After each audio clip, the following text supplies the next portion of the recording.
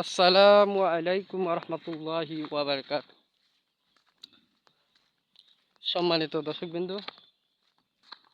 দেখেন আমাদের গ্রাম অঞ্চলের পরিবেশটা। লাল সবুজের দেশ আমাদের দেশ। তো এবার যারা ক্ষেত খামার করেছেন, যারা এই ফসল তুলবেন এবং আশা করছেন, দেখেন এই পর্যন্ত ধানের যে গোছাগুলা এই এই পর্যন্ত আসছে।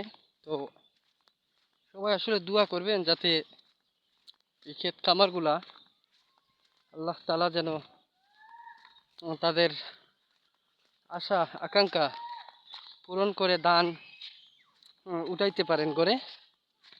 দেখেন গ্রাম অঞ্চলের ক্ষেত খামারগুলা যে আমাদের গ্রামের পূর্বে এই আওয়ার